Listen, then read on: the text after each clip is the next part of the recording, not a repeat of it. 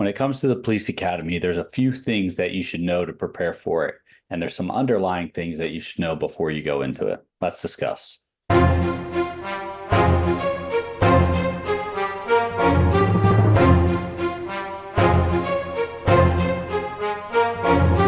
Hey, before we get started, we have two gifts down in the description for you. One is the Getting Started Workshop. It's going to walk you through every phase of the hiring process. Plus, we have some hidden bonuses in there. A new addition we have as well is the candidate eligibility exam to see where you rank as a candidate. Just because you don't score well doesn't mean you're ineligible. Just because you score super high doesn't mean you'll get hired, but it will give you an idea of where you fall. Next is a free coaching call with myself or any of our other instructors. Jump on one. We'll be glad to guide you through and answer any questions you have pertaining specifically to your hiring process. Now, the police academy, what to expect when going in.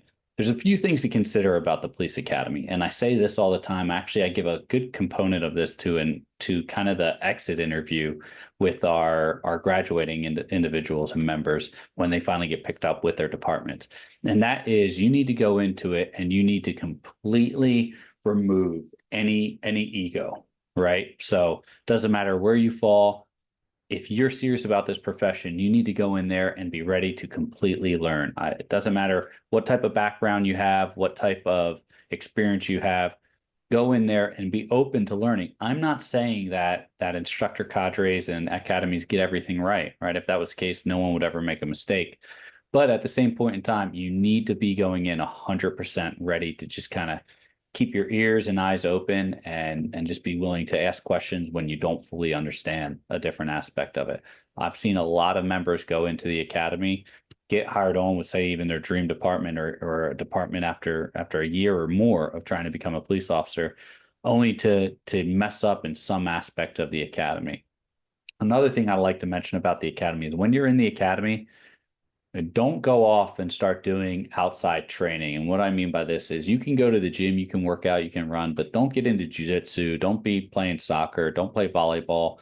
A lot of these sports with high injuries, if you get injured outside of, some type of official training, there's a good chance that if the recovery time is outside the allowable amount of time you're allowed to miss in the academy, they're going to remove you from the hiring process and you're going to lose out on that employment because you're still in a conditional status when going through the academy, and a condition of employment is making it through the academy. Whether or not you are getting injured or not, they don't care. The only time that they may roll you or give you an additional time is if they were to injure you. So say you got injured during some form of physical training or during some scenario or evolution that you're doing, then at that point in time, you'd have a little bit more leeway to kind of maybe get rolled to another class or recover and then come back. There's not a guarantee, but it's definitely more of a possibility rather than if you're going out and getting yourself injured.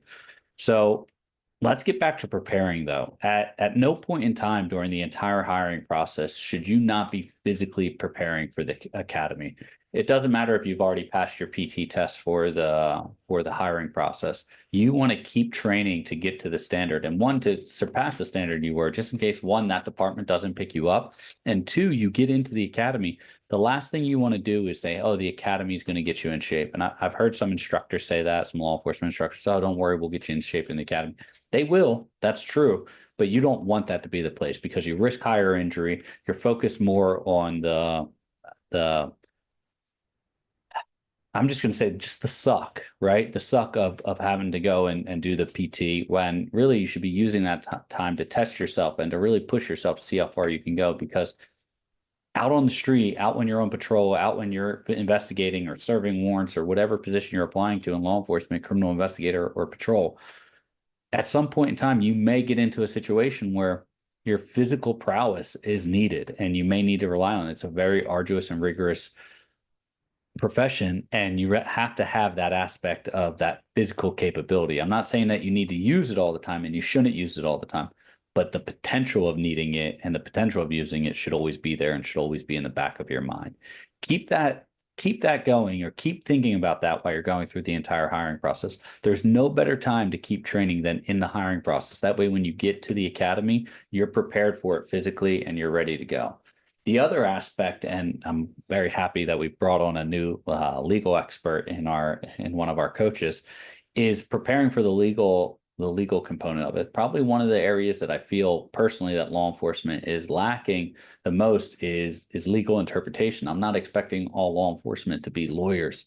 No, that's not the case, but they need to have a basic understanding of some of the bigger cases, Graham v. Cochran, or excuse me, Graham v. Connor, Graham v. Connor, excuse me, Graham v. Connor, um, Tennessee v. Garner, cases like that, Mapp v. Ohio, things along those lines that really will play a significant impact on your career and your profession as a whole, because those are Supreme Court cases that govern, some of them use of force, some of them the conducts of law enforcement, understanding what a Brady list is, understanding what decertification means, and how that can impact a police officer and ultimately end their career. So those are other things that you can kind of get into and do a pre-study of and know a little bit more about it. Actually, it's one thing that we're including in our live calls for our coachings here coming up is a more just kind of a glossing over of these major case laws, and so it preps them for the hiring process too, so our candidates can go in and look a little bit stronger and have a better understanding, be able to answer a board interview question based on law, based on facts, right? But these are things that you can do as well, right? You don't have to be in a coaching program to go look up these cases and Google, what cases are a direct impact on law enforcement officers. So, making a mistake like I did is where I said Graham v. Cochran, that it's a rookie mistake right there. But I haven't slept much, so give me a break on that one. New child and all. But that being said, Graham v. Connor, that case is a significant case in the law enforcement field, and knowing it and having an understanding of it, even if you don't read the entire case law, read a summary of events there, it can definitely give you some impact. Now, the problem that you could run into is applying that. So don't misapply it. Don't learn it and then try to take it into a board interview and misapply it for the hiring process. But know that it is something that you're going to have to study and know and be tested on in the police academy. So preparing for it ahead of time will definitely benefit you. So your physical fitness preparation, and then also your written preparation or your exam preparation, your knowledge preparation. And then you're going to have other aspects, which is scenario training. And those are probably the areas that people get jammed up a lot. So handcuffing and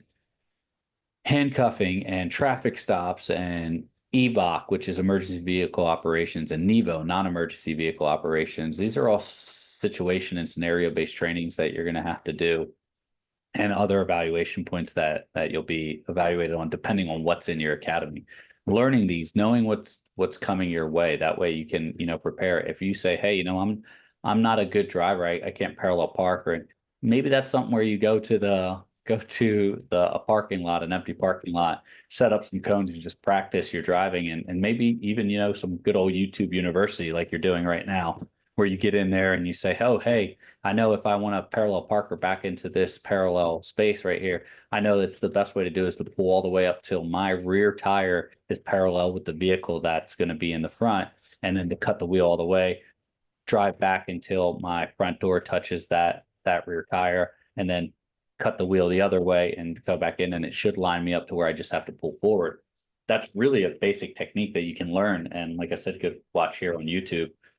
But there's a lot you can do to prep, right? So your physical prep, your mental prep, actually, your educational prep, but let's talk about your mental prep, your mental toughness. Some academies are still run very paramilitary. And while I have my conflicts with some of these things, such as, you come in here and they start yelling at your face and getting in there, they say, oh, you're going to have to experience this in the real world.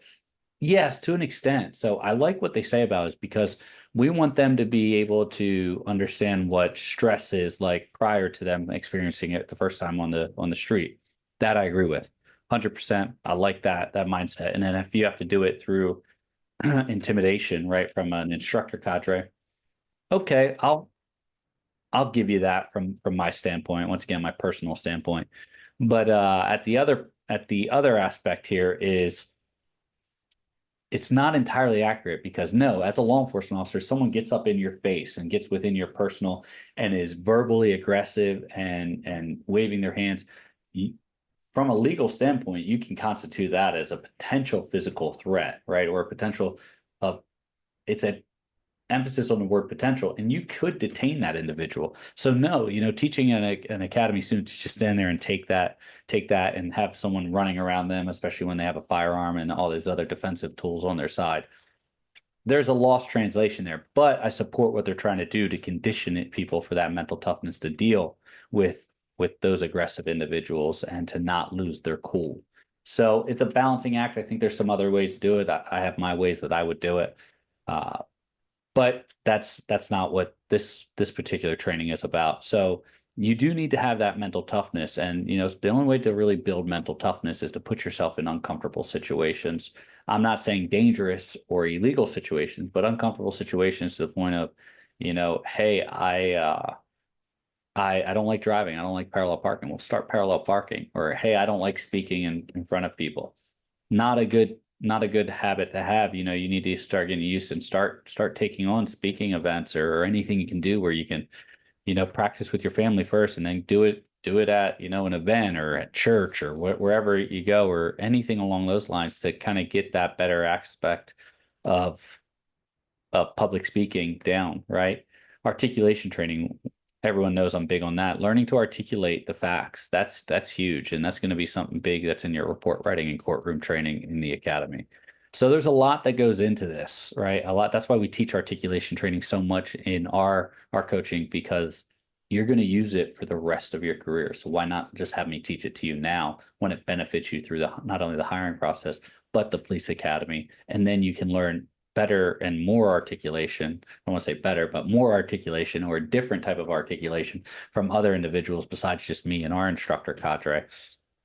It just keeps making you a more rounded individual. You're never done learning. Don't think that just because you get done the academy or FTO, hey, there's no more to know. If the minute you say, hey, I'm done learning, is the minute you should hang up your duty belt, hang up the badge, and retire, because at that point in time, you're no longer serving the community. But for your academy prep, a lot of this is what you want to do. You want to start looking into it. You want to start, preparing that mental toughness. You want to start preparing for your written exams or maybe getting that knowledge base, and definitely preparing for the physical fitness training. Injuries take out a couple people, failing tests take out even more people, and then failing scenario training takes out quite a bit as well. So keep that in mind. You can go all the way to the academy and fail. So, say if handcuffing is your last scenario, you get 2 attempts and you miss something on both attempts. You won't graduate the academy that you just spent 6 months and 50 hours a week doing. So keep that in mind. I hope this helps. Remember, those gifts are in the description for you. The Getting Started workshop, all those hidden bonuses, including the new candidate exam to determine whether or not you are a good applicant. The next one is the free coaching call with myself or any of the other instructor cadre. We'd be glad to help you. Stay safe, and I'll see you next time.